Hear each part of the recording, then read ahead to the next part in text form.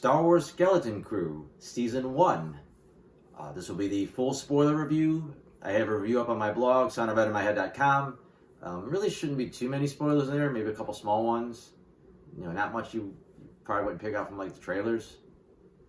I end up giving this a 3.5 out of 5. I think I'm cool with that. It was maybe thought about giving it a 3 for a minute, but I think overall it worked for what it was. When they announced this show, it sounded pretty uninteresting. It's more or less they pitched it as like a Goonies in space kind of a deal. When the first trailer dropped, I was really underwhelmed. Part of it was just the musical choice, like whatever the whole package.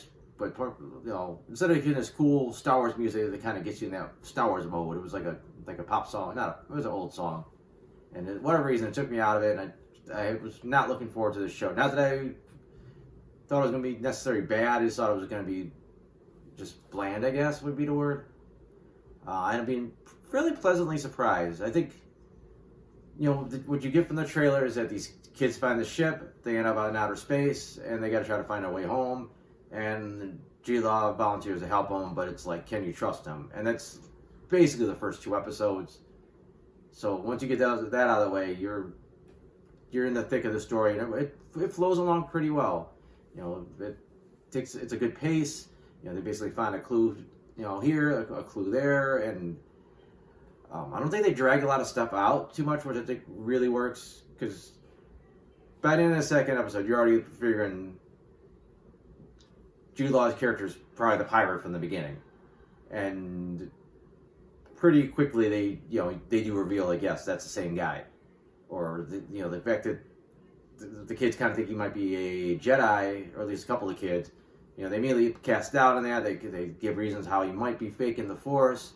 Just a few things that you normally might get dragged out for like a longer period of time, which makes the kids kind of look dumber, especially when the audience knows something and they don't.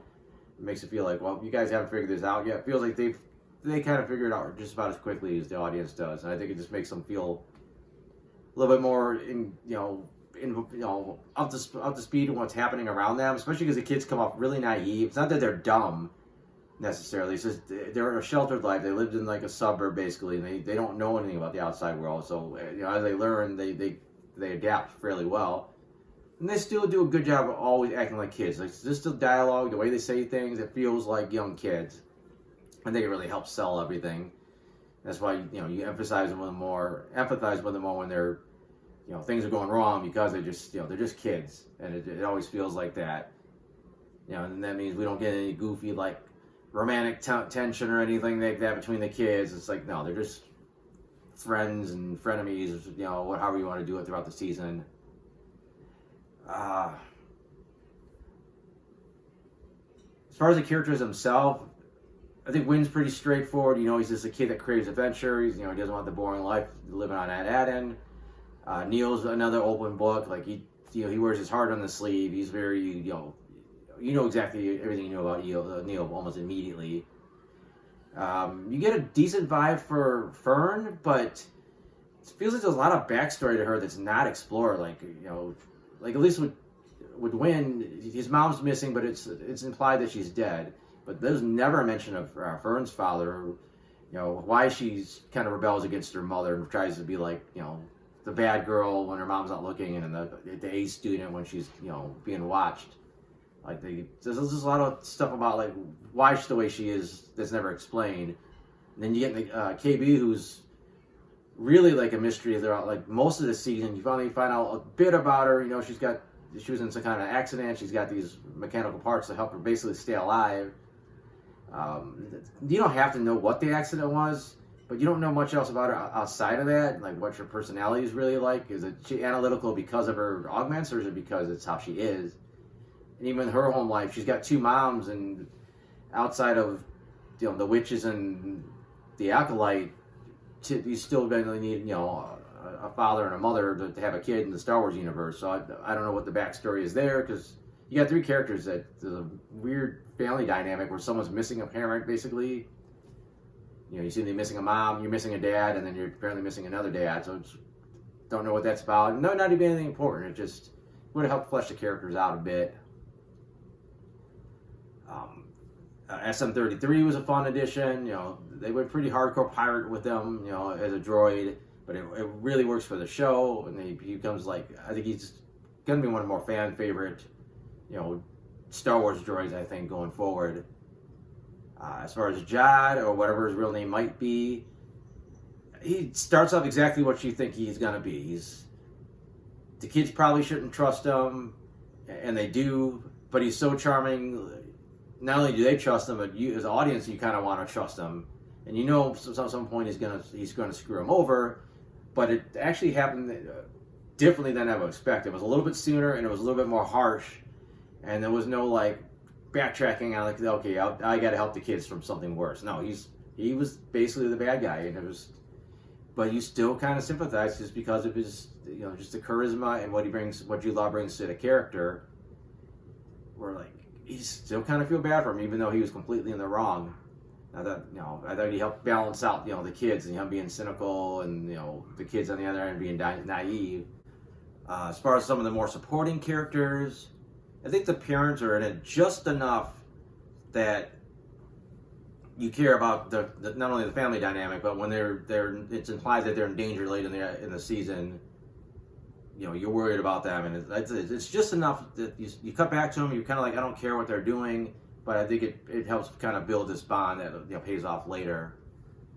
The pirates, they're just kind of there. Like, some of them are pretty cool looking, some of them got a couple lines, but none of them really like add that much to the story. They're just kind of there to fill out we need pirates. There's a couple of other odds and end characters that pop up briefly that are pretty cool, like Karen the owl cat thing, and also Pocket the bounty hunter was a really cool look. Don't get very much out of her. As far as the overall look of the show, I think some pretty cool designs overall. There's definitely points where the CG looks pretty blatant. I know that they mix things up. You got some stop motion stuff going on. You got at least one matte painting in the background. You got models. So you use some old school techniques, and I think it kind of helps balance things out a little bit. I think the thing that threw me at first is they basically kind of took, like, you always get these establishing shots from a lot of these classic 80s movies of the suburbs, like E.T. or Close Encounters, where you see the hills and all the houses.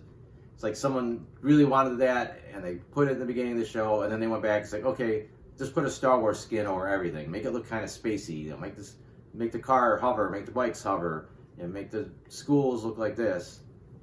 So it's really weird seeing this in like a Star Wars environment. I know it really helps like give you an idea what these kids are growing up like, how these kids are growing up, and why it's so weird when they go and see the real world. There's some odd touches that they should bother me, but they don't. You're on a spaceship that's flying in space, but they put a lot of like stuff you would see on like a sailing vessel on Earth, like pirate stuff, like net hammocks and this kind of like decorations that you normally wouldn't see on a spaceship. But I think it's there to sell this whole pirate theme, so it works for the show.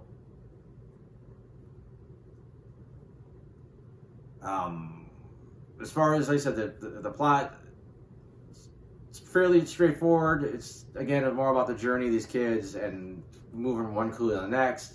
I think some people were kind of hoping to get like some kind of Indiana Jones style, puzzle solving. There's really nothing like that. The closest you get is having to go through like one or two booby traps, and they're fairly easily solved. The ending itself, I thought most of the episode worked. I thought it was pretty exciting, pretty intense. Wasn't expecting like any of the characters to die or anything. They're, like I said, they're kids. And there was still danger there, but it never felt like the kids were really any danger. People would get killed throughout the show. I thought things wrapped up pretty nice. Some of it was a little bit obvious, where things are going to get telegraphed. Like, you knew when Neil saw on the sister planet of Ad Akron that there was a big turbo laser on the roof, that he was probably going to find a big turbo laser on the roof when they got home. And sure enough, that happened. And, just a few other odds and ends. But for what the characters learned throughout their journey, for them to all use their stuff together and save the day, it was fine. It was a really abrupt ending. Like, it's like, okay, you've kind of finished it. They're home, everyone's safe, the bad guys are stopped, and then it just ends. Like, you're expecting a follow-up. Like, they left Jod just kind of hanging out in the supervisor's office. Like, what happens to him? Did he get arrested? Did he jump out a window? Did all the other pirates die when the ship crashed? Were there survivors? It looked like some pirates got left behind on the street. What happened to them? Not that you need to know all that, but it would have been nice a little what happens next, and then it's not there. It's like kind of like it stops. And you're like, wait, that's it? And then I sat through all the credits, and there was nothing. So I think that was like one of the more disappointing things about it. It's this disappointing things. I mean, I don't know where you really went from there. Do you go back to show cleanup? I don't know. I just felt like it was lacking. But I don't know. I think it's probably about it. I've gone on, said all the big things I wanted to say about the show. I may think of something else here. I'm going to go through some notes and see if there's anything else that I wanted to mention. I did like the way the first episode started off. I liked it was a pretty much an homage to the start of the original Star Wars, where instead of the Empire stopping a ship and Vader and the Stormtroopers coming on board, it's pirates and Captain Silvo.